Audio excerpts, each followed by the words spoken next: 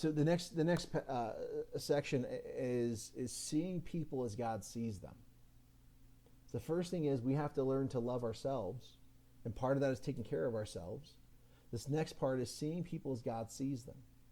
When we look at somebody, we usually see how they're dressed, what they look like, who they're with, or if they have good hygiene or not. We look at what we can see, and we determine people's worth to us, in less than 5 seconds sometimes. When people meet me for the first time, most people decide quickly whether they like me or not based on what they see of me. Now, I'm putting the "see" in quotation marks because what we see can be heard or smelled as well. It is all that we take in with our senses the first time we meet somebody. Or maybe it's the second time or third time or fourth time, but when we see them, we take in everything that's around them. Now, God doesn't see like that. Yes, he can see all that's on the outside, but he looks at what is on the inside. Now, if you're anything like me, growing up, and if I'm honest, still a little bit today, the idea of God seeing the inner me is a bit scary. You know, you don't know what the inner me looks like. You can't see what the inner me is dealing with, but God can. And honestly, I don't want you to see the inner me. And if I don't want you to see it, why in the world would I want God to see it? Matter of fact, I definitely don't want God to see what's going on in the inner me. My fear is this: if God knows the real me, he may throw me away, or he may push me away, or he may not want me anymore. However, the truth is this: God's always known the real me. God's always known the real you. And those things that we think we're hiding, he can see those plain as day.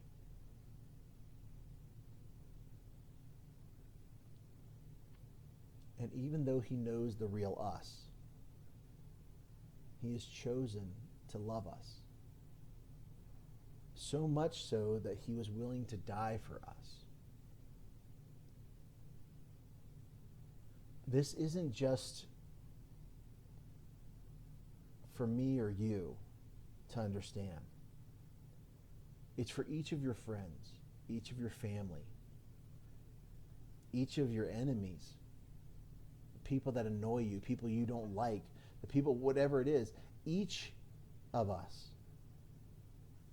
In the past, in the present, in the future of the world, each of us need to know this, because God looks past our outward appearance.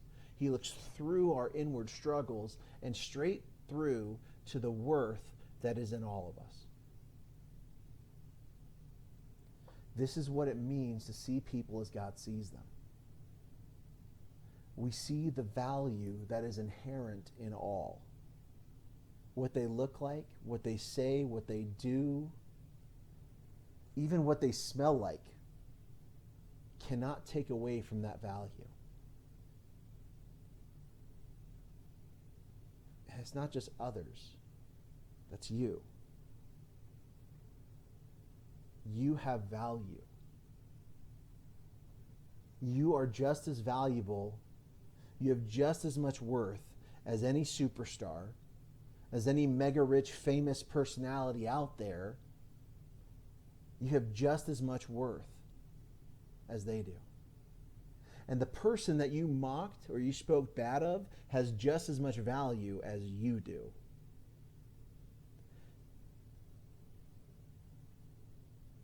Pastor Whitney had mentioned he had 3 different challenges, and it's kind of weird because I wasn't thinking of those challenges as we started this lesson last week, but it's working out to where they kind of line up with what we're doing.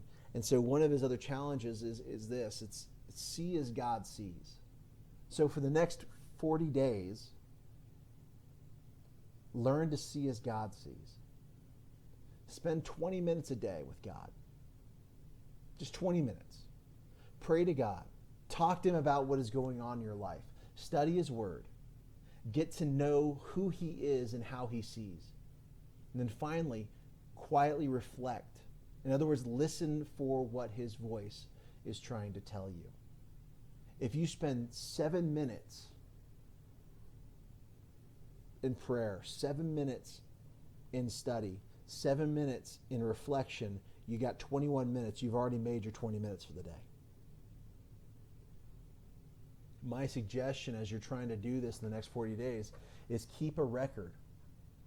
Write down what you're praying for. Write down what you're learning, and write down what you feel God is saying to you. You can always go back and reference that later. You can always go back and look and see what God was doing in your life.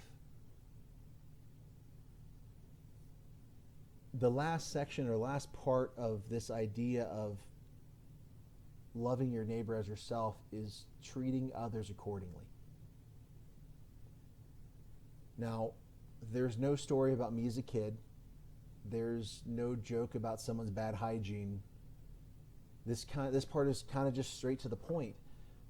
As we learn to love others, as we learn to love ourselves, and as we try to see as God sees, we begin to treat others accordingly. We treat them as having worth because they do. You do not have to love yourself perfectly or have 20/20 God eyes to start doing this. Instead, we can start today in whatever capacity we have. And we can get better at it as we learn and as we grow.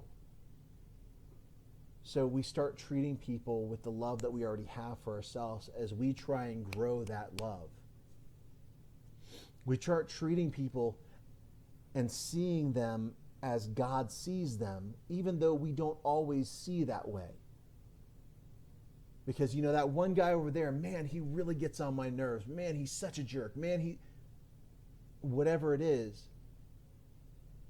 But we know that that person has value because God values them. It's intrinsic. It's with them no matter what. And so with this last section, we have one more challenge. But this one I changed slightly so it fits better into our context. But the challenge is this. For the next 40 days, show others their worth. Ask 2 or 3 people. It can be mom, dad, sibling, friend, neighbor, whatever. But ask 2 or 3 people what is one thing that you can do for them this week.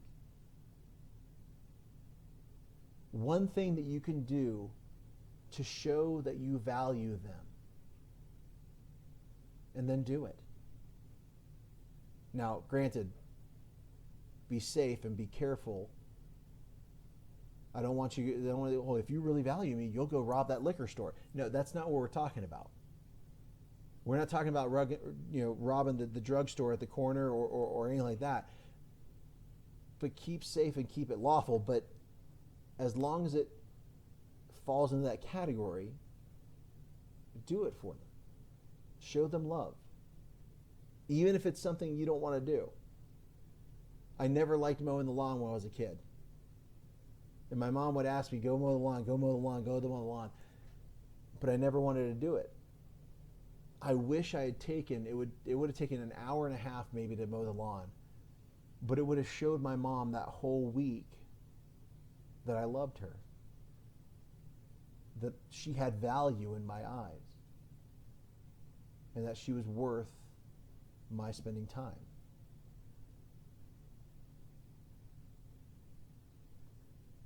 Write down the things they ask so you can remember to accomplish that task. I want you to find somebody that can help you with these things. What does it mean to love others or love your neighbor as yourself? Well, it means that you love yourself. It means that you're seeing them with as having value in the way that God sees them. and that you're treating them accordingly. How do we do that? Well, by learning how to love ourselves so that we can love them in a greater capacity. Learning how God sees so that we can better see the value that's already in them, and by treating them accordingly. Try doing these 3 challenges. They'll help you to do this, to love others as yourself. But I want you to find something that can keep you accountable for what's going on, for these challenges over the next 40 days. Someone who can encourage you and someone that you can encourage in return. Because there's one last part of this verse that I want to look at. Jesus says one last thing about these 2 commandments. He says, on these all the law, all the prophets hang. In other words, everything that it means to be a Christian can be summed up in these 2 things. Loving God and loving others.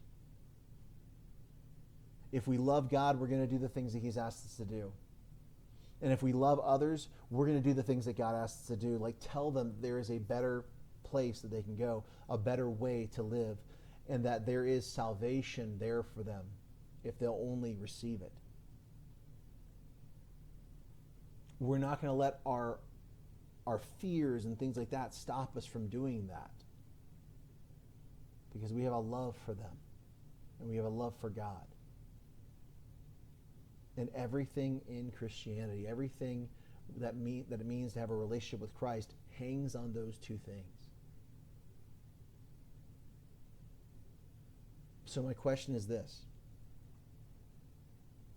Are you willing to put other things aside so that you can love God with all of your heart, your soul, and your mind? And are you willing to learn to love your neighbor as yourself? I love you guys. Have a great night.